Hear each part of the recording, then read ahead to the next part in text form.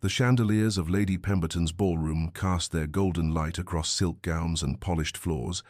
illuminating a scene that had repeated itself countless times throughout London's 1815 season.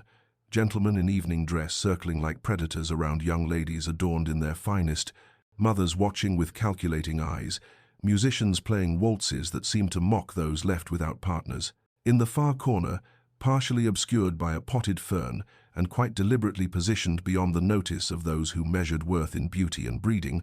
sat Lady Beatrice Thornwood with a volume of Byron's poetry open upon her lap, her fingers tracing the verses as though they might transport her somewhere far from this glittering prison of judgment.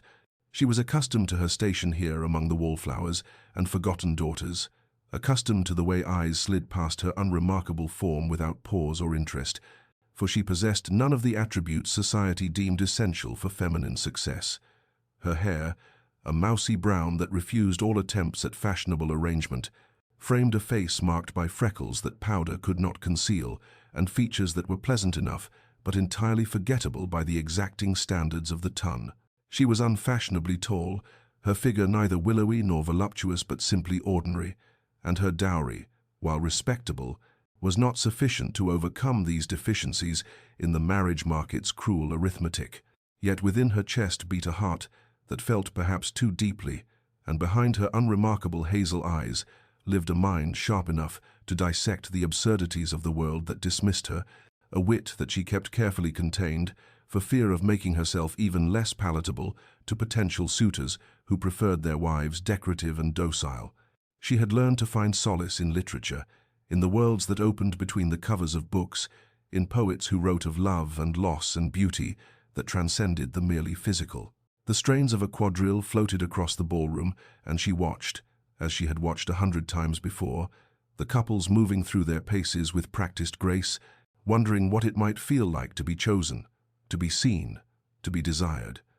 It was then that she heard the voice, deep, cultured, edged with aristocratic arrogance, carrying from the nearby alcove where gentlemen gathered to discuss horses and politics and the relative merits of the season's debutantes. The Duke of Ashford, resplendent in evening attire that emphasized his broad shoulders and commanding height, stood among his companions like a god among mortals, his handsome features arranged in an expression of bored superiority that came naturally to those born to his station. She had observed him throughout the season, as one might observe a comet or eclipse something brilliant and distant and entirely beyond reach. And she had indulged in no foolish fantasies about attracting his notice, for she understood precisely where she stood in society's hierarchy. But now his voice reached her with perfect, devastating clarity as he responded to some question about potential matches. Lady Beatrice Thornwood? Good God, no. The girl is plain and utterly unmarriageable, a tragedy of wasted breeding. One would need to be desperate indeed to consider such a union. The laughter that followed his pronouncement struck her like physical blows, each chuckle from his companions another nail in the coffin of her dignity. The poetry volume slipped from her numb fingers, and she felt something crack inside her chest, something that had been fragile but hopeful, something that had believed, perhaps, one day, someone might see past her ordinary exterior to the person within. She did not cry, she had too much pride for that, but she stood with careful precision, retrieved her book, and walked from the ballroom with her head high and her heart shattered, knowing with absolute certainty that she would never again subject herself to this particular form of torture,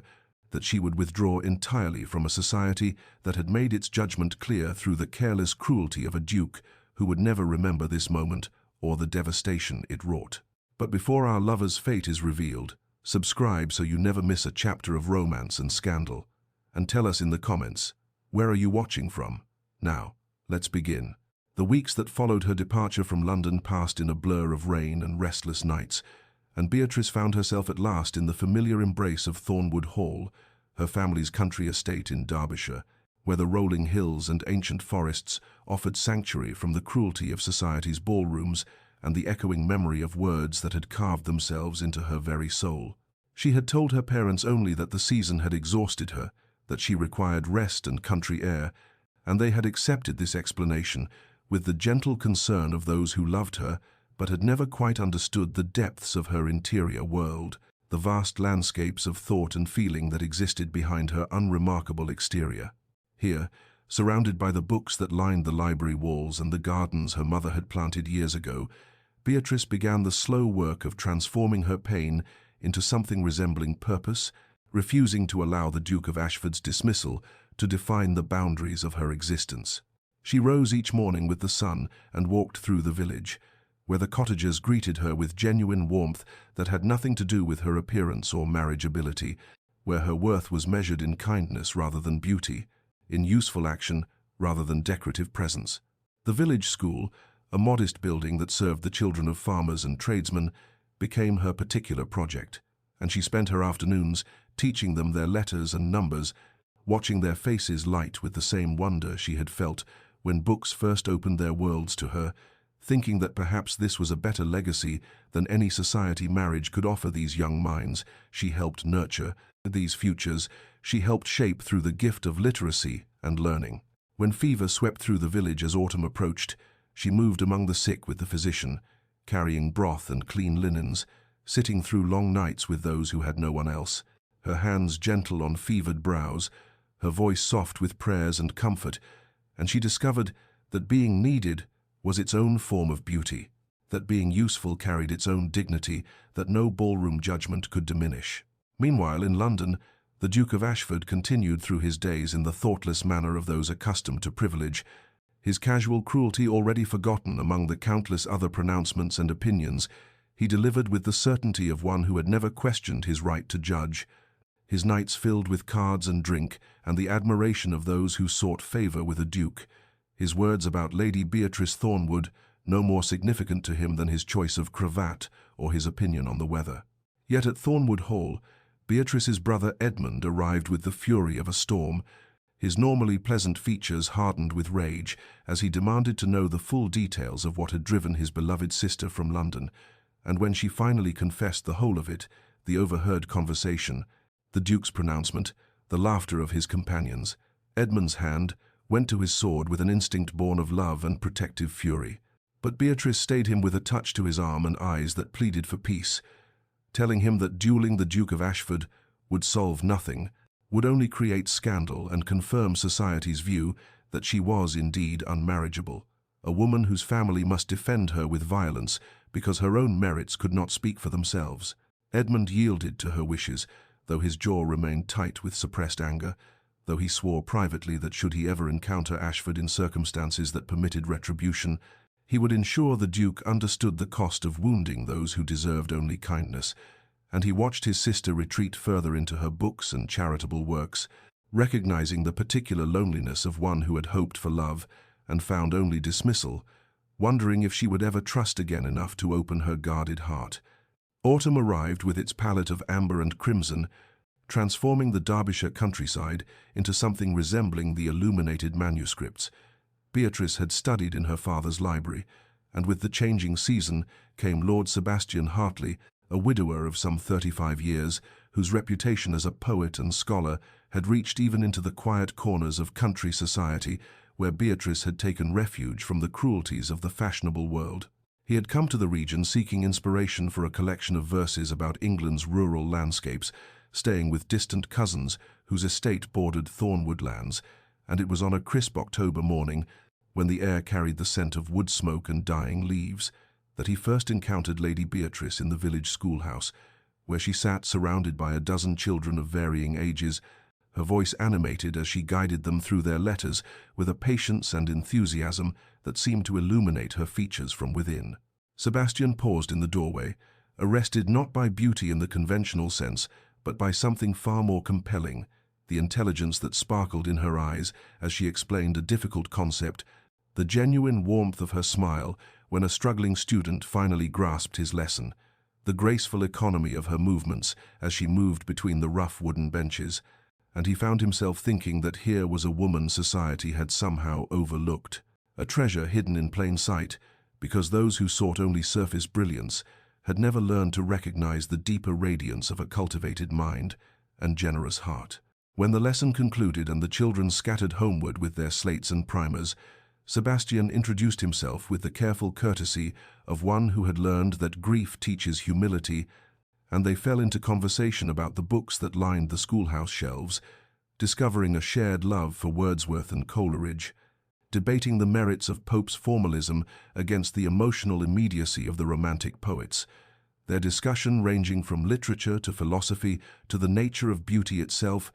and Beatrice felt something unfamiliar stirring within her chest, the dangerous, fragile beginning of hope that perhaps not all men measured worth by the standards that had found her wanting. Sebastian observed the way her face became animated when discussing ideas, the way her hands gestured expressively to emphasize a point, the way her laughter emerged unguarded and genuine when he made a particularly apt observation. And he saw what the fashionable world in its blindness had failed to perceive, that her eyes held depths of feeling and intelligence that rendered mere physical beauty a poor and shallow thing, that her smile carried a warmth that could sustain a man through the darkest winters of the soul, that her mind possessed a quickness and breadth that would make her the finest of companions for one who valued conversation over mere decoration. Before taking his leave, he asked with genuine diffidence whether he might call upon her at Thornwood Hall, perhaps to continue their discussion of literature and to seek her recommendations for his research into the regional landscape and customs, and Beatrice found herself agreeing with a hesitancy born of old wounds and newer caution, unused to sincere masculine attention that seemed to value her thoughts rather than merely tolerating them, uncertain whether this interest would prove genuine or whether it would fade as others had when the novelty of her intellectual companionship wore thin, and he remembered that society deemed her plain and unmarriageable. Yet as she walked home through the autumn woods, the leaves crunching beneath her feet and the late afternoon sun slanting through the branches to paint everything in shades of gold, she allowed herself the smallest measure of hope, thinking that perhaps in the country, far from London's ballrooms and cruel judgments, a different kind of story might be possible, one where the qualities she possessed, her mind, her heart, her capacity for genuine feeling, might be valued above the superficial attributes she had always lacked. And for the first time since that devastating night, when the Duke of Ashford's words had shattered her fragile confidence, she permitted herself to wonder whether someone might see her not as plain or unmarriageable, but simply as Beatrice, whole and worthy, exactly as she was. Sebastian's courtship unfolded with the quiet deliberation of a man who had known love and loss and understood that hearts, particularly wounded ones, required patience and gentleness rather than grand gestures or passionate declarations that might overwhelm before trust had been established. He arrived at Thornwood Hall 3 days after their initial meeting, bearing not flowers but a first edition of Coleridge's latest work, wrapped in plain paper and presented with the simple observation that he had thought she might appreciate it, and Beatrice found herself touched by this evidence that he had listened during their conversation, that he remembered her expressed admiration for the poet's exploration of imagination and nature. Their visit settled into a pattern as autumn deepened, long walks through the beech woods where the golden leaves created a canopy of light above them, conversations that ranged from the philosophical to the personal, discussions of poetry that revealed not merely literary opinions, but the shape of their interior lives, the experiences and losses and hopes that had formed them into the people they had become. Sebastian spoke of his late wife with the tender sorrow of one who had genuinely loved, explaining that her death in childbirth had left him hollow for years, until he discovered that immersing himself in poetry and study could transmute grief into something resembling purpose, and Beatrice recognized in his story an echo of her own transformation, her own attempt to fashion meaning from pain. He brought her wildflowers gathered from the hedgerows, nothing cultivated or expensive, just the simple beauty of hawthorn berries and late-blooming asters, and she pressed them between the pages of her books, marking the slow progress of a courtship that felt unlike anything she had imagined during those long London seasons when she had watched other girls receive roses and compliments while she remained invisible. When they discussed ideas, Sebastian never condescended or simplified, never treated her intellect as charming or unusual, but engaged with her thoughts as he would those of any respected colleague, debating with passion when they disagreed, conceding points when her arguments proved stronger, and this intellectual respect touched something deep within Beatrice that had always hungered for recognition beyond the superficial judgments of appearance and marriageability. Yet even as she felt herself drawn to him, even as she began to anticipate his visits with a flutter of something that might have been joy, The old fears whispered their poison in her quieter moments. Was this genuine attraction, or merely pity for a woman society had dismissed? Would he eventually see what the Duke of Ashford had seen and find her wanting? Could she trust this happiness, or would it prove as illusory as every other hope she had permitted herself to nurture before learning that hope itself was dangerous for those deemed unworthy of love? She caught herself sometimes watching Sebastian's face when he looked at her, searching for signs of disappointment or resignation, bracing for the inevitable moment when he would realize his mistake, when the peculiar enchantment of her conversation would fade, and he would remember that she was plain, unfashionable, unmarriageable by the standards that governed their world. But he continued to call, continued to seek her company, continued to look at her with something in his eyes that resembled wonder, and slowly, carefully, like a creature emerging from long hibernation, Beatrice felt the walls around her heart begin to crumble, felt herself beginning to believe in the possibility that perhaps, in this quiet corner of Derbyshire, far from London's cruel ballrooms, she might be seen and valued for exactly who she was. News of Lord Sebastian Hartley's courtship of Lady Beatrice Thornwood travelled with the peculiar velocity that gossip always achieves in the interconnected web of English society, carried from Derbyshire to London, in letters penned by provincial matrons eager to share the season's most unexpected development. And within a fortnight of Sebastian's first call at Thornwood Hall, the drawing rooms and clubs of the capital buzzed with speculation about the widowed poet's interest in the very woman who had been dismissed as plain and unmarriageable just months before. The reactions varied according to the character and circumstances of those receiving the intelligence. Some expressed genuine surprise that anyone should court Lady Beatrice, their prejudices too deeply rooted to accommodate the possibility that she might possess qualities worth valuing, while others who remembered her intelligence and gentle manner wondered why they had never recognized these attributes as desirable, and still others seized upon the news as evidence that country isolation produced peculiar standards of beauty and worth that would never obtain in more fashionable circles. The Duke of Ashford heard the intelligence while taking brandy at White's, delivered casually by Lord Pemberton, who mentioned it as an amusing curiosity, and felt something strange and unwelcome twist in his chest, a sensation he could not immediately identify, but which manifested as a sharp irritation, entirely disproportionate to the significance of one unremarkable woman acquiring a suitor. He dismissed the feeling as mere surprise, perhaps a natural curiosity about why a respected poet and scholar should choose to court someone so thoroughly ordinary, and he refused to examine why his mind returned repeatedly to the information throughout the evening, why he found himself wondering what Sebastian Hartley saw in Lady Beatrice that he himself had failed to perceive, why the image of her quiet face kept surfacing in his thoughts, unbidden and unwelcome. Meanwhile, in Derbyshire, Captain James Worthing arrived to visit his old friend Sebastian,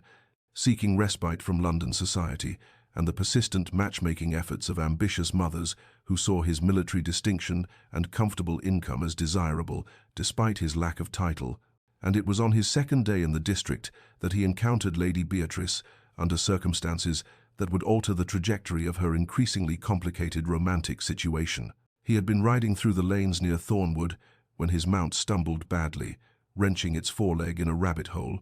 and while he examined the injury with growing concern for the animal's welfare, Beatrice came upon the scene during her afternoon walk and immediately demonstrated a knowledge of horse physiology that surprised him, directing him to the Thornwood stables, where she personally supervised the application of cold compresses and the preparation of a poultice, her hands gentle and capable as she soothed the frightened animal with quiet words and steady competence. Captain Worthing, accustomed to fashionable ladies who would have shrieked at the sight of an injured horse or fainted at the prospect of touching an animal in distress, found himself captivated by this woman's practical kindness, by the intelligence evident in her treatment of the injury, by the compassion that made her stay until she was satisfied the horse would recover, and when Sebastian later mentioned that this was the Lady Beatrice he had been courting,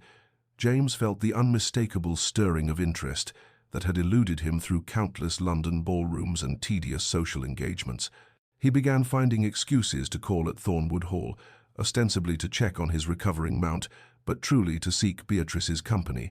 and she found herself simultaneously flattered and bewildered by the attentions of two men, where previously she had attracted none, her old insecurities whispering that this sudden interest must be some cruel jest, even as her tentative hope suggested that perhaps, finally,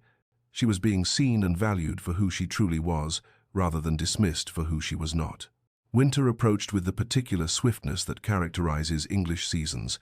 the golden abundance of autumn giving way to bare branches and frost-silvered mornings, and it was during the first week of December that Mr. Nicholas Chambers arrived in Derbyshire, seeking inspiration for a series of landscape paintings he had been commissioned to create for a wealthy patron's country house. He was young, perhaps 25, with the romantic appearance that society expected of artists, dark, curling hair that he wore slightly longer than fashion dictated, expressive hands stained with traces of paint that no amount of scrubbing could entirely remove, and an intensity of observation that made those around him feel simultaneously seen and studied,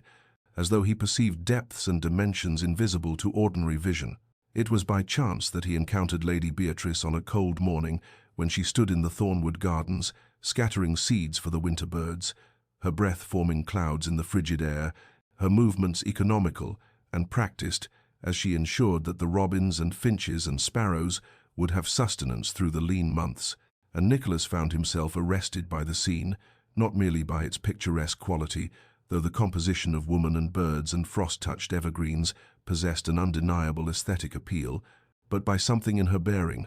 a quality of focused attention and gentle purpose that suggested character worth capturing on canvas. He approached with the peculiar boldness of artists who see the world as material for their craft, introducing himself and asking,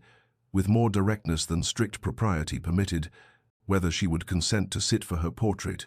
explaining that he wished to capture not landscape alone, but the essential character of this place and its people, and something in her face, the intelligence in her grey eyes, the grace in her movements as she turned toward him,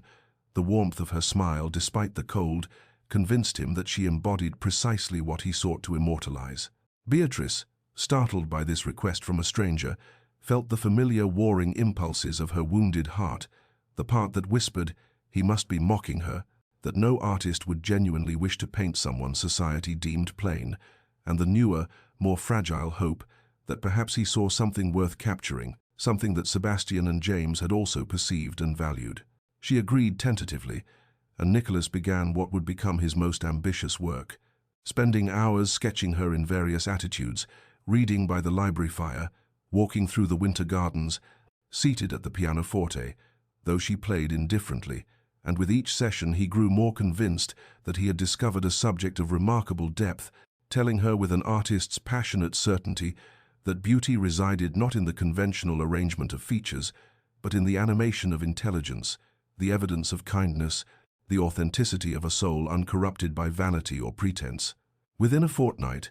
the village and surrounding county hummed with gossip about Lady Beatrice's three suitors. The poet, the captain, and now the artist and letters flew to London, describing the remarkable transformation of her prospects, the unprecedented situation of a woman dismissed as unmarriageable, now possessing an abundance of admirers, and society struggled to reconcile this intelligence with their established judgments, some suggesting that country isolation produced peculiar standards, while others began to wonder whether they had been wrong in their initial assessment, whether there existed qualities of value that their superficial scrutiny had failed to perceive. The Duke of Ashford found himself in the unprecedented and unwelcome position of being unable to direct his own thoughts, discovering that his mind returned with obsessive regularity to the matter of Lady Beatrice Thornwood and her accumulating suitors, despite his repeated attempts to dismiss the subject as beneath his notice and irrelevant to his own concerns. He told himself that his interest was merely idle curiosity, the natural reaction of any observer to a situation so peculiar as to border on the absurd that a woman he had dismissed as plain and unmarriageable should suddenly acquire not one but three admirers, suggested either a collective madness among the gentlemen of Derbyshire or some quality he had failed to perceive, and surely it was reasonable to wonder which explanation obtained. Yet this rationalization satisfied him less each day, and he found his irritation growing whenever fresh intelligence arrived from the north, carried in letters read aloud at his club by men who found the situation vastly entertaining, who speculated about what Lord Sebastian or Captain Worthing or Mr. Chambers saw in Lady Beatrice, who wondered whether country isolation truly did produce such radically different standards of feminine appeal. His friends noticed his distraction, the way his jaw tightened when her name was mentioned, the manner in which he withdrew into brooding silence when the conversation turned to her multiple suitors, and Lord Pemberton, who possessed both keen observation and a talent for provocation, remarked with studied casualness that it was remarkable how the plain and unmarriageable Lady Beatrice had transformed into Derbyshire's most sought-after prize. And wasn't it ironic that the very woman Ashford had declared a tragedy of wasted breeding now had 3 honourable gentlemen competing for her hand? The observation struck like a blade between his ribs, and Ashford felt something he had never before experienced in his privileged, admired existence, the bitter taste of regret, the uncomfortable recognition that he had perhaps been wrong, that he had dismissed something of value through blindness born of arrogance and society's shallow standards. He attempted to remember Lady Beatrice as she had appeared that night in the ballroom, tried to recall what he had seen that prompted such cruel assessment, but the memory had grown hazy, and what emerged instead were fragments he had not consciously registered. At the time, the intelligence evident in her face as she read, the grace of her posture despite her unfashionable height, the way servants had smiled at her with genuine warmth, suggesting she treated them with kindness. Meanwhile, in Derbyshire, Beatrice struggled with an abundance that felt as disorienting as scarcity had once felt painful, wondering how she had transformed from a woman no one wanted into someone 3 worthy men claimed to admire, and whether this transformation was genuine or whether she was somehow deceiving them, whether they truly saw her or whether they saw some imagined version that would eventually disappoint them as reality intruded. She found herself paralyzed by choice after years of having no choices at all, uncertain which suitor's affection was deepest or truest, fearful that selecting one would reveal her judgment as flawed,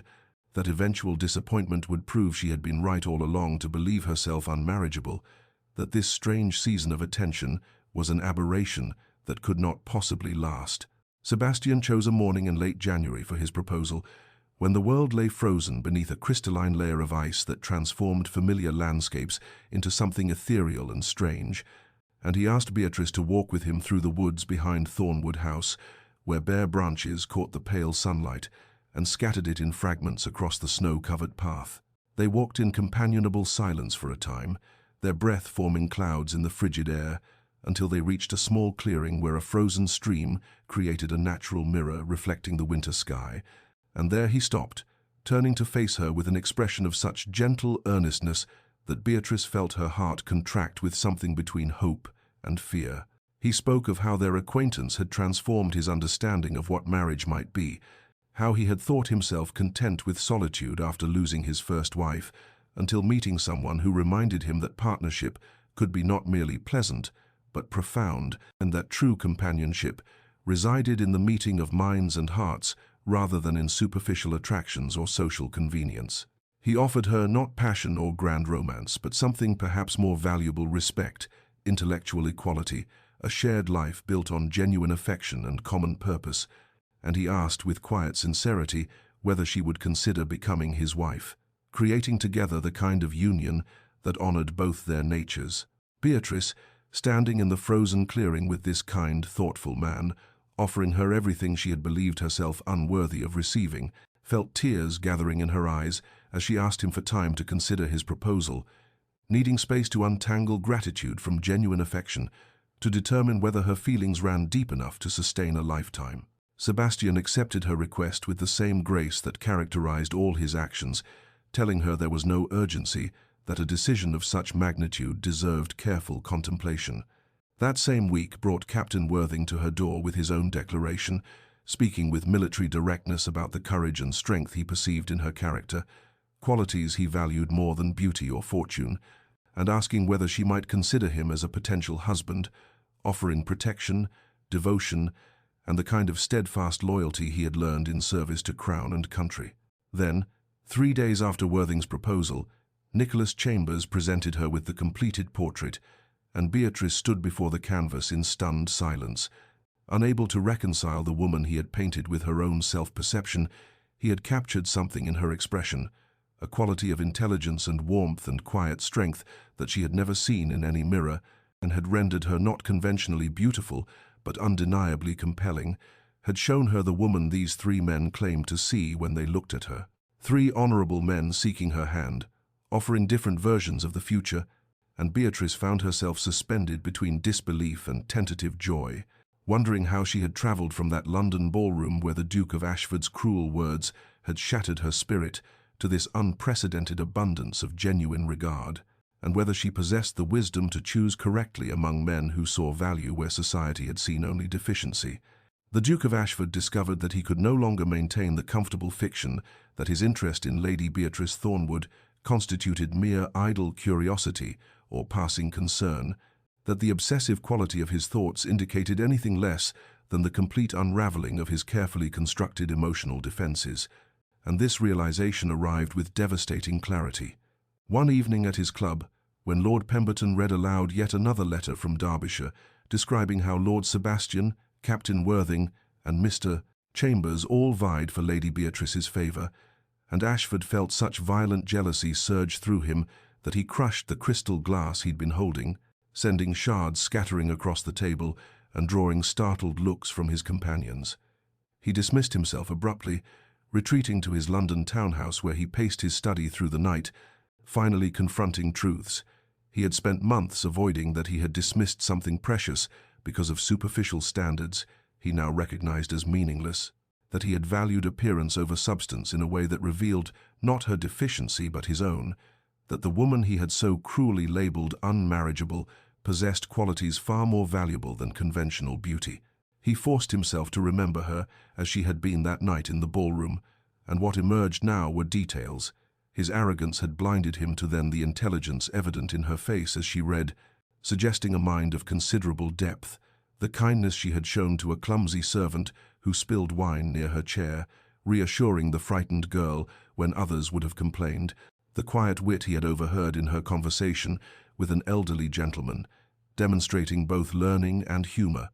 the grace of her posture, despite society's judgment of her height as unfashionable. He realized with mounting horror that he had encountered something rare and dismissed it as common, had been offered the possibility of genuine connection and rejected it in favor of empty admiration from women who valued his title more than his character, and his own cruel words, plain and utterly unmarriageable. A tragedy of wasted breeding now tortured him with their stupidity and cruelty. The knowledge that three honourable men recognized her value, while he had been blind to it, consumed him with unprecedented jealousy, not the petty jealousy of a man deprived of a possession he wanted, but the profound jealousy of someone who had thrown away treasure and now watched others claim it, who understood too late what he had lost through his own foolishness.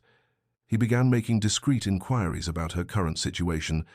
learning details that increased both his regret and his desperate need to somehow undo the damage he had caused, that she had withdrawn from society entirely after that night,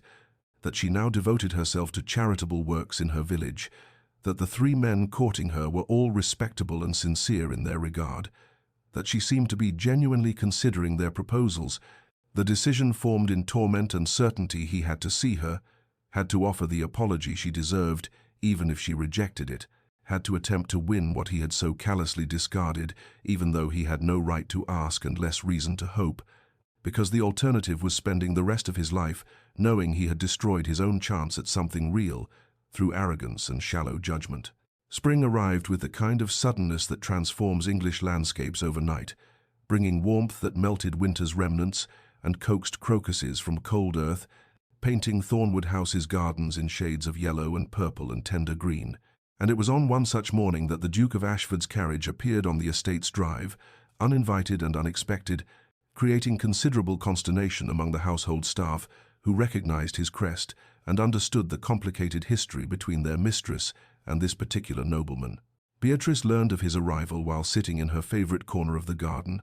a sheltered spot beneath an ancient oak where she often read in pleasant weather, and she felt her heart contract with a volatile mixture of emotions, shock, anger, anxiety, and something she refused to name that might have been anticipation as she watched him approach across the lawn with a hesitant gait entirely unlike the arrogant stride she remembered from that London ballroom. He stopped several paces away, as if uncertain of his welcome or perhaps simply recognizing that he had forfeited any right to proximity, and when he spoke, his voice carried none of its former confidence, stumbling over words that clearly cost him considerable effort to produce, an apology so inadequate to the magnitude of his transgression that its very insufficiency paradoxically demonstrated its sincerity, for he acknowledged that no words could undo the cruelty he had inflicted, that his judgment had been shallow and his behavior inexcusable, that he had spent the past months thinking of nothing but her and slowly understanding the depth of his blindness in dismissing something precious because it failed to conform to meaningless standards of conventional attractiveness. He confessed that he had come not with any expectation of forgiveness, but simply because he could no longer bear the distance it could not endure, knowing that 3 honorable men pursued what he had so callously rejected without at least attempting to express his regret and his transformed understanding. And as he spoke, Beatrice felt cold, dignified anger crystallizing within her, replacing the confused emotions of moments before with something clear and focused and utterly unforgiving. She rose from her seat with deliberate grace, her book falling forgotten to the grass, and in a voice of measured fury, she recounted the pain his words had caused, describing how she had fled London in humiliation, how his casual cruelty had confirmed every insecurity she harbored about her worth, how she had needed to rebuild her sense of self through months of solitary struggle in this very place he now invaded with his belated remorse, and she told him with cutting precision that she currently entertained proposals from 3 honorable gentlemen who had valued her from their first meeting, who saw in her qualities that his shallow gaze had entirely missed, and that she had absolutely no interest in a duke whose sudden regard seemed motivated not by genuine appreciation, but by the covetous impulse to possess what others desired, by competitive instinct rather than authentic affection. She dismissed him then, turning her back with finality and walking toward the house without awaiting his response, leaving him standing alone in the spring garden with an expression of such devastation that the footman who witnessed the scene would later describe it as watching a man receive news of his own execution, and though Ashford stood motionless for several long moments after her departure, he eventually returned to his carriage and left Thornwood House, his first attempt at redemption ending in comprehensive and deserved rejection. Ashford refused to leave Derbyshire despite his comprehensive rejection, taking rooms at the White Hart Inn in the village, where his presence caused considerable speculation and no small amount of scandal, for dukes did not typically lodge in modest country establishments nor linger in provincial areas without compelling social obligations, and his compelling obligation was one he could not explain to the curious innkeeper or the gossiping villagers who watched him with fascinated attention. He began what could only be described as a quiet campaign of demonstration rather than declaration, appearing at village charity events where he knew Beatrice would be present, contributing generously but anonymously to the causes she championed, attempting through actions rather than words to show the transformation of perspective that had overtaken him in those months of tortured self-examination in London. He attended the Sunday service at the small parish church where Beatrice taught children their letters after the sermon, sitting in the back pew and observing how she patiently guided small fingers over slate boards, how her face illuminated with genuine joy when a struggling child finally mastered a difficult word, how she treated the poorest labourer's daughter with the same respect she showed the vicar's son, and he began to understand with accumulating clarity exactly what made her remarkable in ways that had nothing to do with symmetry of features or fashionable proportions. He watched from careful distance as she walked with Lord Sebastian through the meadow paths, discussing what appeared to be poetry or philosophy, given their animated gestures and serious expressions. He watched Captain Worthing present her with a bouquet of wildflowers after she had helped organize provisions for wounded soldiers at the county assembly. Watched Mr. Chambers show her preliminary sketches for his painting, while she smiled with an expression that suggested she still could not quite believe someone saw beauty in her face worth capturing on canvas. Meanwhile, Beatrice tried desperately to ignore his persistent presence, focusing her attention on the difficult decision before her regarding which of her 3 honourable suitors deserved her acceptance, yet she found her awareness continually drawn to the Duke, who observed from the periphery of every event, who never approached, but whose gaze she could feel, tracking her movements with an intensity that unsettled her careful composure. Part of her felt a vengeful satisfaction in his attention, a vindication that the woman he had dismissed as unmarriageable now commanded not only the regard of three worthy gentlemen, but also the tormented focus of the Duke himself. Yet another part remained wounded by the memory of his cruelty, uncertain whether his transformation represented genuine change or merely the acquisitive obsession of a man accustomed to possessing whatever he desired. She told herself she had no interest in his redemption, that his belated recognition of her worth meant nothing compared to the immediate appreciation shown by Sebastian, James, and Nicholas. Yet she could not deny the traitorous flutter of her heart when she glimpsed him in the village square or felt his eyes upon her during charity gatherings, could not quite suppress the confused tangle of emotions his presence evoked, despite her determination to remain unmoved by his patient, persistent, utterly unexpected campaign of quiet devotion. Lord Pembroke arrived in Derbyshire on a Tuesday afternoon in late spring, his carriage bearing a crest that had seen better days, much like the Earl himself,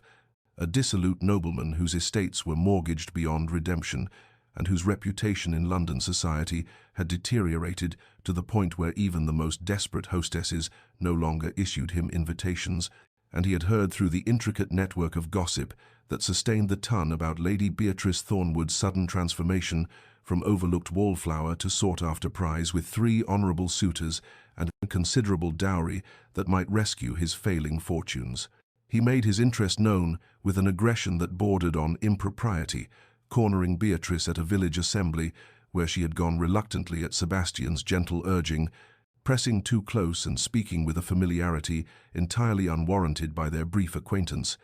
his breath carrying the sour taint of wine, and his eyes assessing her with a mercenary calculation that made her skin crawl with instinctive revulsion. Sebastian intervened with the quiet authority of a gentleman defending a lady's honour, requesting politely but firmly that Pembroke step away and afford Lady Beatrice appropriate distance,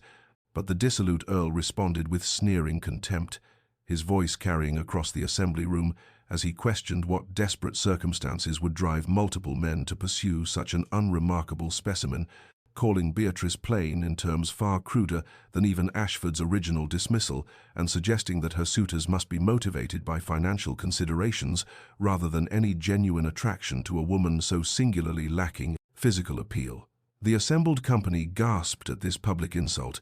Sebastian's face flushing with anger as he stepped forward to deliver what would clearly be a physical response to such intolerable rudeness. But before he could act, the Duke of Ashford moved with startling speed from his position near the refreshment table, where he had been observing the evening's proceedings with his usual careful attention, interposing himself between Sebastian and Pembroke, and addressing the latter in a voice of glacial fury that cut through the shocked silence like a blade through silk. He challenged Pembroke formally and immediately, his words precise and uncompromising, as he demanded satisfaction for the unforgivable insult delivered to Lady Beatrice, and though Pembroke attempted to laugh off the challenge with blustering bravado, the steel in Ashford's eyes and the absolute certainty in his bearing made clear that this was not a matter subject to negotiation or dismissal. They met at dawn the following morning in a secluded meadow beyond the village boundaries, Sebastian and Captain Worthing serving as witnesses despite their complicated positions as Beatrice's suitors, and when the pistols fired, Ashford's shot struck Pembroke's shoulder with deliberate precision, wounding but not killing, delivering both punishment and warning before the defeated Earl was helped from the field by his trembling second, later departing Derbyshire that same afternoon with his tail between his legs and his pursuit of Lady Beatrice permanently abandoned. The village erupted in shocked speculation about a duke fighting a duel over a lady he had publicly scorned months earlier, the irony not lost on anyone who remembered or had heard tales of his original cruel assessment, and Beatrice found herself in a state of profound confusion about Ashford's motivations, unable to reconcile the man who had wounded her so deeply with this fierce champion who had literally shed blood in defense of her honor,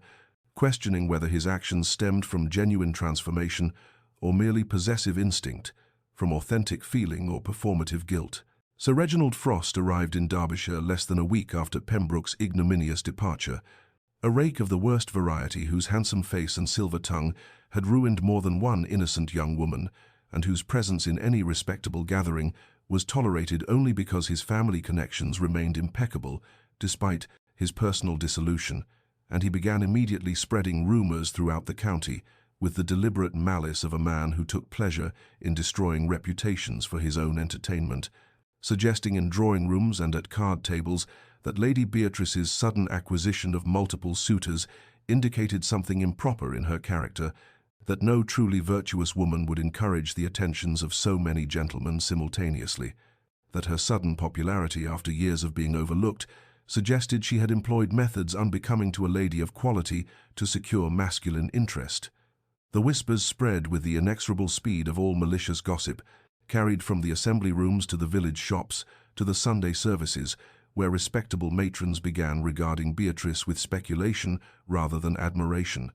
And Captain Worthing, whose strict code of honor had been forged in the brutal crucible of military campaigns, and whose respect for Beatrice's virtue was absolute and unshakable, demanded satisfaction from Sir Reginald with the cold fury of a soldier who had faced death too many times to fear a duel with a dissolute wastrel. Before the meeting could be arranged, however, the Duke of Ashford intervened with an authority that brooked no argument, claiming the primary right to defend Lady Beatrice's honor as the gentleman whose original cruelty had first exposed her to society's judgment, whose failure to recognize her worth had created the circumstances that now subjected her to such vicious speculation. And though Captain Worthing initially resisted this appropriation of his rightful role as her suitor and protector, something in Ashford's expression, a haunted desperation that transcended mere guilt or performative nobility, convinced him to step aside and allow the Duke to meet Sir Reginald in his stead. They met at dawn in the same meadow where Ashford had faced Pembroke, the morning mist rising from the grass like spirits witnessing the clash of honor against depravity, and when the swords were drawn, Ashford fought with a controlled ferocity that shocked the seconds who observed, driving Sir Reginald back with precise strikes that demonstrated both superior skill and barely leashed rage, until the rake's blade clattered to the ground, and he stood disarmed and humiliated, forced to publicly retract his vicious rumors and promised to quit the county immediately upon pain of facing Ashford's wrath again, with potentially fatal consequences. Beatrice, learning of this second duel fought in her defense, sought out Ashford in the gardens of her family's estate, where he walked alone in the afternoon light, his coat bearing a tear from Sir Reginald's desperate final lunge, and she confronted him with a confusion that bordered on anguish, demanding to know why he persisted in fighting battles on her behalf when she had given him no encouragement, no forgiveness, no indication that his championship was desired or welcome, and his answer came quiet and devastated, spoken with eyes that held more pain than any physical wound could inflict, because he had failed to fight for her when his silence might have prevented the initial wound, when a single word of defense in that London ballroom months ago could have spared her the humiliation that had driven her into exile. And now he could not seem to stop fighting, even though he knew he had forfeited any right to her regard, even though each duel he won brought him no closer to earning what he had so carelessly destroyed. The Marquess of Blackwood descended upon Derbyshire like a storm cloud heavy with malicious intent,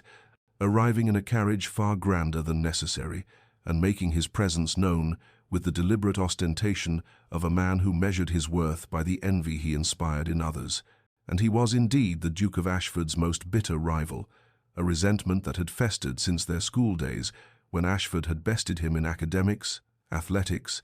and every social grace that mattered to young men of their station, a rivalry that had only intensified through the years as Ashford's consequence grew, while Blackwood's remained perpetually in second place despite his higher title and greater wealth. He had heard through the intricate web of society gossip about Ashford's inexplicable interest in Lady Beatrice Thornwood, the plain wallflower he had publicly scorned months earlier, and Blackwood saw in this situation an opportunity too delicious to resist, a chance to humiliate his old rival by stealing away the woman Ashford now pursued with such desperate intensity, to demonstrate once again that a marquess could always supersede a mere duke when he chose to exert his superiority. Blackwood made his play with calculated charm, calling upon Beatrice at her family's estate with gifts of extravagant jewelry, entirely inappropriate for a first acquaintance, and offering her a future as a marchioness, with all the consequence and luxury such a position entailed, speaking of his estates in Scotland and his houses in London and Bath as though their magnificence alone should secure her immediate acceptance, and when Beatrice politely but firmly declined his offer, explaining with gentle dignity that she could not accept the addresses of a gentleman she barely knew, and for whom she felt no particular regard. Blackwood's charm evaporated like morning dew under harsh sun, replaced by an aggressive persistence that bordered on intimidation. He cornered her at the next village assembly, blocking her path to the refreshment table and speaking in tones that grew increasingly demanding as he insisted she reconsider that she recognized the extraordinary honor he offered by elevating a woman of her limited attractions to such an exalted position, that her refusal demonstrated either shocking ingratitude or willful stupidity, and his hand had actually grasped her arm with proprietary force when Ashford appeared beside them with the sudden violence of a lightning strike, his fist connecting with Blackwood's jaw before words could be exchanged, sending the Marquis stumbling backward into a table laden with punch bowls that shattered in a spectacular cascade of crystal and liquid across the assembly room floor. The challenge was issued immediately amid the shocked gasps of the assembled company, Blackwood's rage at the public humiliation overwhelming any prudent consideration of the danger, and they met 2 mornings later in the grey pre-dawn light, with pistols rather than swords, the more deadly choice reflecting the lethal seriousness of their mutual hatred. And when the shots rang out across the misty field, Ashford felt the searing burn of Blackwood's ball grazing his left shoulder, even as his own shot struck the Marquis's thigh, wounding but not killing, both men bleeding, but Ashford still standing straight while Blackwood collapsed, cursing into the damp grass, forced to withdraw from Derbyshire in disgrace, while London society erupted in scandalized speculation about the Duke of Ashford fighting yet another duel over Lady Beatrice Thornwood, the woman he had once called plain and unmarriageable, the irony so profound that even the most oblivious observers could not fail to notice the extraordinary reversal, the cosmic justice of a proud duke, now shedding blood repeatedly to defend the honor of the lady he had so carelessly wounded with his thoughtless cruelty. Count Adolphus von Richter arrived in Derbyshire with the polished sophistication that characterized continental nobility, a tall, fair-haired gentleman whose impeccable manners and cultured accent immediately distinguished him from the English gentry who had preceded him in their pursuit of Lady Beatrice's attention, and he had come to England ostensibly to study its agricultural innovations for implementation on his family's extensive Prussian estates, but found himself unexpectedly enchanted when he encountered Beatrice at a scholarly lecture on crop rotation techniques, where she was the only woman present, and asked questions that demonstrated a thorough understanding of agricultural economics that astonished the assembled gentlemen. Von Richter began his courtship with European flair, sending hothouse flowers that could not be grown in England's climate, quoting German philosophers in conversations that revealed his formidable education, and treating Beatrice with a deference that suggested he saw her as an intellectual equal rather than merely a potential wife, and his genuine interest in her thoughts on politics, science, and literature created yet another complication in her already impossibly tangled romantic situation. A fourth honorable suitor, whose attention seemed to validate her worth in ways that still felt surreal after years of being dismissed and overlooked. The Duke of Ashford, observing this latest development from his increasingly permanent residence at the village inn, felt his torment multiply exponentially. The sight of Beatrice walking through the spring gardens, deep in philosophical discussion with the cultured Count, igniting jealousies he had never experienced, even during his most competitive moments in London society, and he began to understand with devastating clarity that this was his punishment for the casual cruelty he had inflicted months ago, to watch other men recognize and cherish what he had been too blind and arrogant to see until it was irretrievably beyond his reach. The crisis came during an evening gathering at the home of a local baronet, when von Richter, warmed by excellent wine and the admiration of his English hosts, made what he likely intended as a sophisticated compliment, but which emerged as a subtly disparaging observation about English women's lack of intellectual cultivation compared to their continental counterparts, suggesting with elegant condescension that ladies of the German courts engaged in philosophical discourse that would quite overwhelm the more domestically focused English gentlewomen,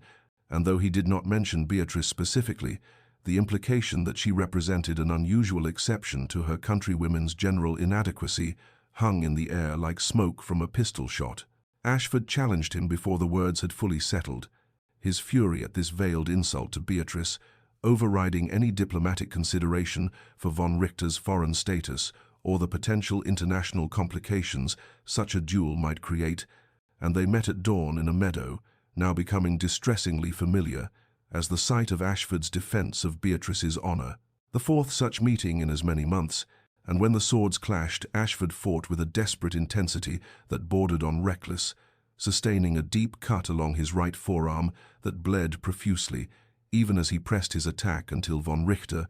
recognizing that the Duke would not yield regardless of injury, formally apologized for any offence his words had caused and agreed to withdraw both his implied criticism and his suit for Lady Beatrice's hand. Beatrice, learning of this fourth duel from her increasingly concerned brother Edmund, began finally to perceive the pattern emerging from Ashford's repeated combats, understanding that this was not performance or guilt-driven penance, but something deeper and more genuine. A protection offered not because he expected reward, but because he could not bear to allow anyone, regardless of their intentions or station, to diminish or disparage her in even the most subtle ways, and she felt something shift in her heart, despite her determined resistance, a reluctant recognition that the man fighting and bleeding for her honor bore little resemblance to the arrogant Duke, who had wounded her so carelessly in that London ballroom that now seemed to belong to another lifetime entirely. Mr. Aldous Kent arrived in Derbyshire with the calculated purpose of a businessman evaluating an investment opportunity, a wealthy merchant who had made his considerable fortune in manufacturing and trade, and now sought what money alone could never purchase, the respectability and social elevation that came only through marriage into the aristocracy, and he had heard through commercial channels that intersected occasionally with society gossip about Lady Beatrice Thornwood, a gentlewoman of impeccable breeding, whose sudden popularity among suitors suggested she might be practical enough to consider an arrangement that would benefit them both without the complications of romantic sentiment. He presented himself at her family's estate with the directness of a man accustomed to negotiating contracts. Offering Beatrice a proposition so coldly transactional it took her breath away, marriage in name only, separate establishments, complete freedom to pursue her charitable and intellectual interests with unlimited funds at her disposal, in exchange for the use of her title and family connections to secure his entry into circles that would otherwise remain forever closed to a man of commerce, regardless of his wealth. And he spoke of this arrangement as though it were a perfectly reasonable business partnership, rather than the insult it truly represented, as though she were a commodity to be acquired, rather than a woman deserving of genuine affection and respect. Beatrice's refusal was immediate and coldly polite, her dignity intact even as she showed him to the door, but Kent had made his offer in the morning room while the windows stood open to the spring air, and the Duke of Ashford, who had been walking the grounds as had become his habit during these months of patient waiting and painful observation, heard every calculated word of Kent's mercenary proposal and felt something inside him snap with the violence of a tree branch breaking under winter ice. He was through the window before conscious thought could intervene, his hands closing around Kent's collar and dragging the merchant toward the garden with murderous intent, demanding satisfaction for an insult so profound it transcended even the previous affronts that had led to 4 already fought duels. And Kent, recognizing belatedly that he had miscalculated catastrophically in offering such a cold arrangement to a lady who inspired this level of protective fury, stammered acceptance of the challenge, while already plotting how to leave the county before dawn, could require him to actually face Ashford's pistol. But Beatrice, watching Ashford's rage transform his handsome features into something almost frightening in its intensity, understanding suddenly that he was moments away from either killing Kent or being killed himself in the reckless state that currently possessed him, did something she had never done before. She stepped directly between them, her small frame creating a physical barrier that Ashford could not move without moving her, and she demanded, in a voice that shook with emotion, that they stop this madness immediately, that no more blood be shed over words spoken by fools and fortune hunters, that she could not bear to watch another duel, fought nominally in her defense when she had never asked for such protection, and increasingly could not distinguish whether these fights arose from guilt, obsession, or something deeper and more genuine that terrified her to contemplate. Ashford released Kent, who fled with undignified haste, and turned to face Beatrice with eyes that held such raw anguish she felt her carefully maintained emotional distance finally, irrevocably crumble, and when she asked him the question that had haunted her through all these months, whether he fought from guilt over his past cruelty or from genuine feeling that might justify the risk he took repeatedly with his life and honor, he broke entirely, his confession pouring out like blood from a mortal wound, admitting that he loved her with a desperation that consumed his every waking thought, and that he had loved her since the terrible moment. He began reviewing every memory of her and seeing with devastating clarity all that his arrogance and superficiality had blinded him to, that he expected nothing from her and deserved even less, but could not stop himself from fighting for her honor, because no one had fought for her when his cruel words had wounded her so deeply, and he would spend the rest of his life trying to prove himself worthy of even her forgiveness if she would allow it, though he had no right to ask even that small mercy from her. Beatrice stood at her bedroom window in the hours after Ashford's devastating confession, watching the spring dawn break over the Derbyshire hills with eyes that had not closed in sleep. Her mind, a tempest of conflicting emotions that refused to settle into any coherent pattern of understanding, and she found herself caught between the girl who had been so cruelly wounded in that London ballroom and the woman who had just watched a duke bleed from his fourth combat injury, sustained in defense of her honor, between justified anger at past cruelty and reluctant recognition of present transformation, between the safety of maintaining her emotional distance and the terrifying possibility of trusting someone who had already proven himself capable of inflicting deep wounds. 3 honorable suitors still waited patiently for her answer to their proposals. Sebastian with his gentle poetry and understanding heart, Captain Worthing with his steady courage and respectful admiration, Nicholas with his artist's perception of beauty others had missed, and yet she could not deny that her thoughts returned obsessively to the man who had no right to her consideration, the Duke who had dismissed her as plain and unmarriageable, and then proceeded to fight 5 duels against anyone who dared echo his own cruel assessment or offer her arrangements that fell short of the genuine devotion he claimed she deserved. Her brother Edmund found her there as morning light filled the room, and when she turned to him with questions she could barely articulate. He sat beside her and revealed what he had kept secret at Ashford's explicit request, that the Duke had been privately funding the village school, where Beatrice taught, the hospital where she tended the sick, every charitable project she had undertaken to transform her pain into purpose, asking for no recognition or acknowledgement, simply ensuring that the work she valued could continue and expand beyond what her own resources could support. This evidence of transformation, of a man who had learned to value what truly mattered, rather than the superficial standards that had once governed his judgments,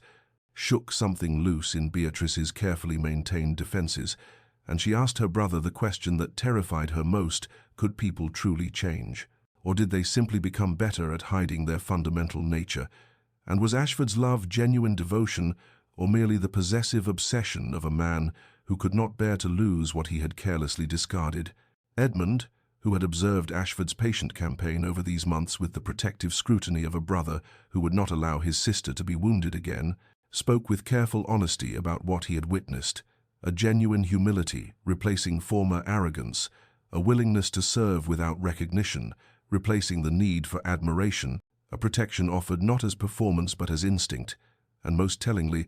a love that asked for nothing in return, that fought for her honor even when she had explicitly rejected him, that bled for her dignity even when she offered him no encouragement. Beatrice spent the following days in anguished contemplation, walking the gardens where Ashford had first apologized and later nearly killed a man for offering her a loveless arrangement, trying to understand her own heart beneath the layers of protective anger and lingering hurt,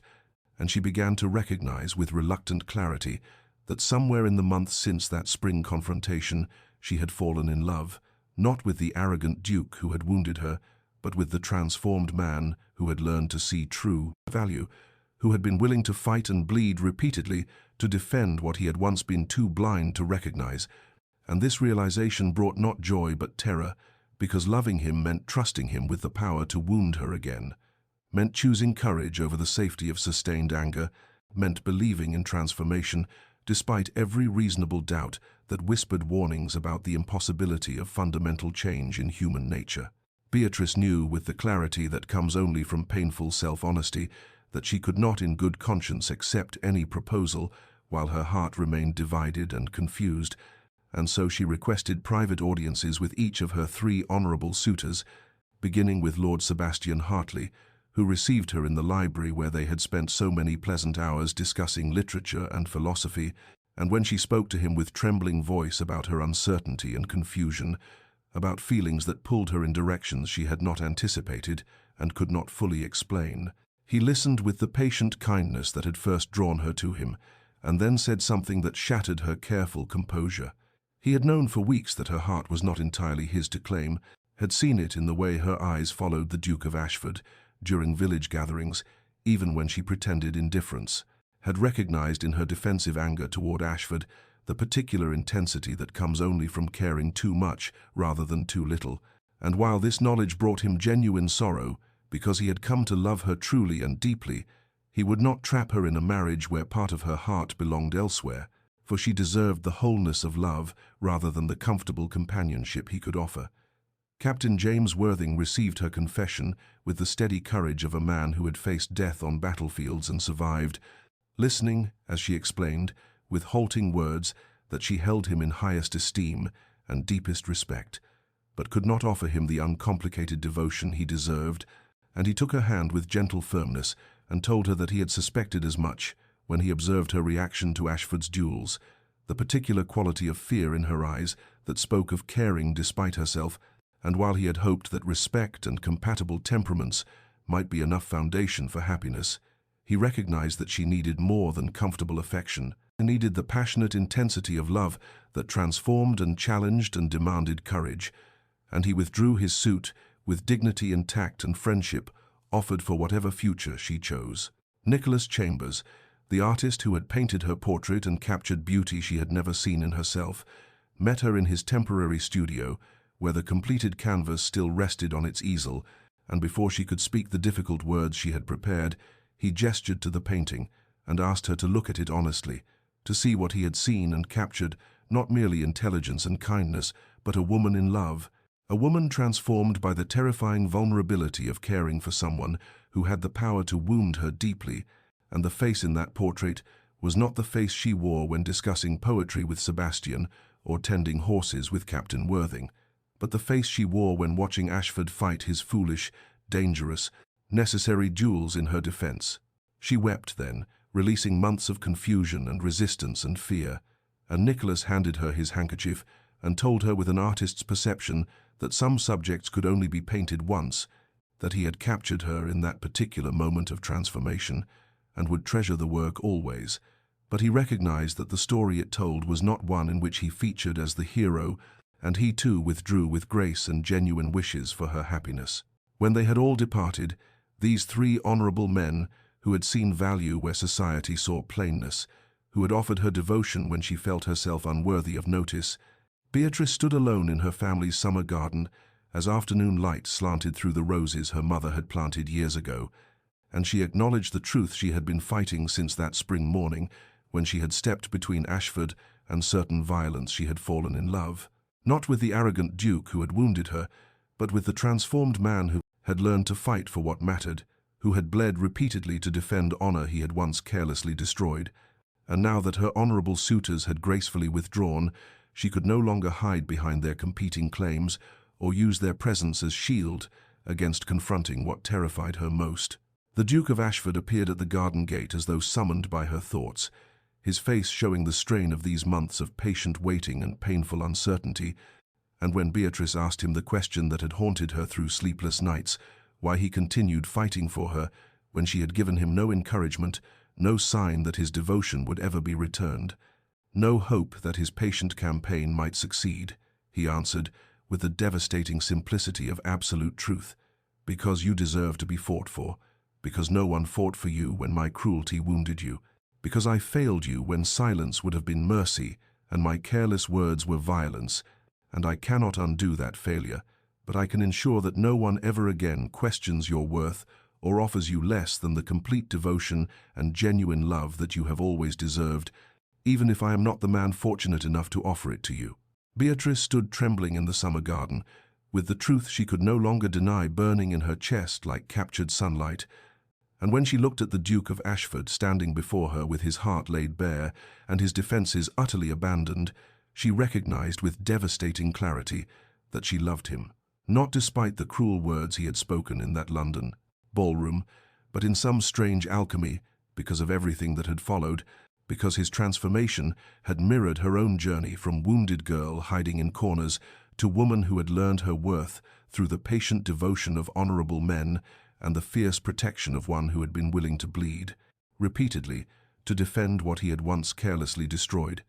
And this recognition brought not joy but terror, because loving him meant surrendering the protective anger that had sustained her through months of confusion, meant choosing courage over the safety of sustained resentment, meant believing that people could fundamentally change when every reasonable doubt whispered warnings about the foolishness of trusting someone who had already proven himself capable of inflicting deep wounds. She spoke then with voice that shook but did not break, telling him that she had spent these months fighting against the truth of her own heart, that she had watched him fight 5 duels and bleed from 4 wounds and endure her coldness and rejection with patience that should have been impossible for a man of his pride and position, and somewhere in that terrible, beautiful process of watching his transformation, she had fallen in love, not with the arrogant Duke who had dismissed her as plain and unmarriageable, but with the man who had learned to see true value, who had funded her charitable works in secret,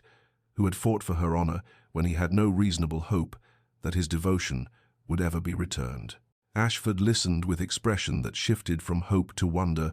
to something very like fear, and when she finished speaking, he asked the question that mattered most: could she truly forgive him for the cruelty of those first words? Could she trust him with her heart when he had proven himself capable of such casual destruction?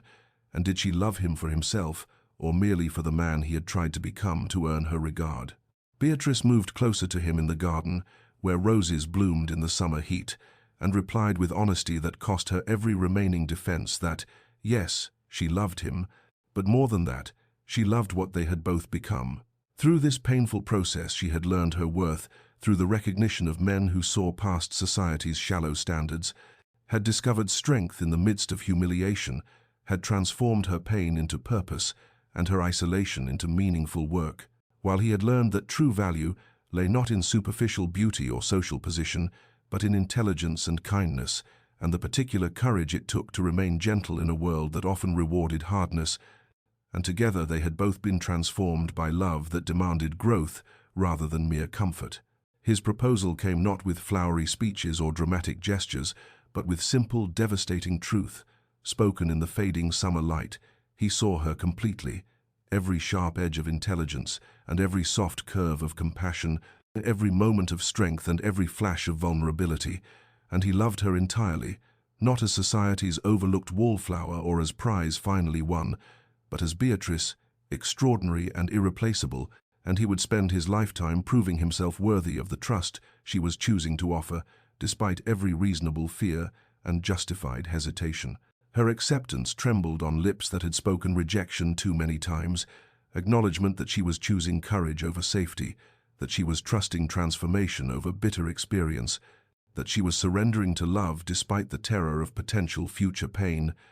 And when she said yes with voice barely above a whisper, he gathered her into arms that had held swords in her defense and kissed her with reverence and hunger and desperate gratitude in the garden where he had first apologized and she had first begun the painful process of opening her carefully guarded heart to the possibility of forgiveness and love, and the redemption they had both earned through months of patience and pain and growth that had transformed them both into people capable of choosing each other, not from desperation or convenience, but from genuine recognition of worth and matching of souls. 3 years had passed since that summer afternoon when Beatrice had chosen courage over safety and offered her guarded heart to the man who had learned to fight for what mattered, and now the Duchess of Ashford stood in the drawing room of their London townhouse, preparing to host the monthly intellectual salon that had become renowned throughout society, not for the elevated title of its hostess, but for the brilliance of conversation and genuine exchange of ideas that occurred within these walls, where poets and philosophers gathered alongside politicians and reformers to discuss matters of substance rather than engaging in the shallow gossip that dominated most fashionable gatherings.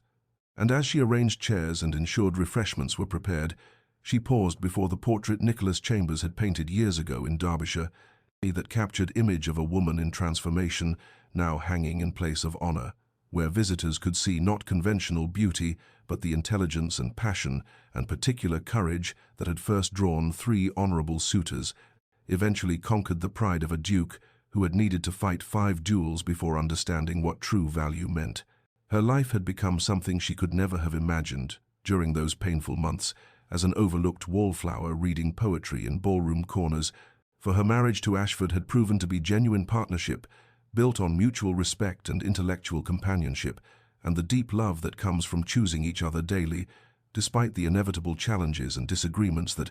arose between two strong-willed individuals who had both learned hard lessons about worth and recognition, and the courage required to be truly vulnerable with another human soul. She had transformed the duchy's charitable works into systematic programs that provided education for poor children and medical care for tenant families, and opportunities for women who needed alternatives to the limited choices society offered them, while Ashford consulted her on all estate matters and political decisions,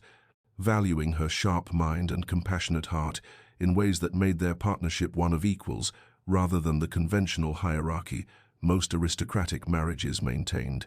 And together they had created a life rich with meaning and purpose beyond the superficial concerns of rank and appearance that had once seemed to matter so desperately. Their 2 children played now in the nursery upstairs, a daughter with her mother's intelligent eyes and a son with his father's determination, both being raised to value character over beauty and substance over social position, and the libraries throughout their various properties overflowed with books. Ashford still presented to her on birthdays and anniversaries, and ordinary Tuesdays when he found something he thought would delight her mind, while the gardens she had designed bloomed in every season with careful attention to beauty that served purpose rather than mere decoration. That evening, before their guests arrived, Ashford found her in the library where she was reviewing notes for the salon discussion, and he stood watching her with the expression of wonder that had never faded even after 3 years of marriage and 2 children, and the comfortable familiarity that came from building a life together. And when she looked up and teased him about the 5 duels he had fought before she would consent to trust him, asking if he would do it again if circumstances required, he crossed the room and took her hands and answered with absolute seriousness that he would fight 50 duels if necessary, because she was worth every wound and every moment of uncertainty and every transformation he had undergone in learning to see what society's shallow standards had blinded him to for so long. And she kissed him then with the easy affection of deep love, and told him no more duels were necessary because she had finally learned to believe in her own worth and in his love, and in the possibility of transformation that came from choosing courage over fear. Dear listener, perhaps you too have felt yourself overlooked or dismissed by those who measure value by superficial standards. Perhaps you have heard cruel words that wounded deeply and made you question your worth. Perhaps you have struggled to believe that people can truly change, or that love can transform both those who offer it and those who receive it with trembling hope, despite justified fear. Know this: true worth lies not in meeting society's arbitrary standards of beauty or charm or conventional attractiveness, but in the qualities of mind and heart and character that endure when superficial appeal fades, in the courage to remain kind in a world that often rewards hardness, in the strength to build meaningful life even when recognition seems impossible to achieve. Like Beatrice, you may need to learn your own value through painful process of being overlooked before being finally seen, may need to choose courage over the safety of sustained bitterness, may need to risk trusting again despite past wounds that whisper warnings about the foolishness of vulnerability. And like Ashford, you may need to confront your own blindness and fight not with swords, but with daily choice to see clearly and value truly, and prove through patient action that transformation is possible when love demands growth rather than comfort. May you find the courage to recognize your own worth even when others fail to see it. May you choose vulnerability despite the terror of potential pain, May you believe in the possibility of transformation, both in yourself and in those who seek to earn your trust, and may you rest tonight in the peace that comes from knowing that true love sees completely and values entirely and fights fiercely for what matters most. Remember to subscribe to Whispered Chronicles for more stories of transformation, courage, and the remarkable journeys of overlooked souls who discovered their own extraordinary worth, and may your dreams be filled with gardens where forgiveness blooms and hearts learn to trust again despite every reasonable fear.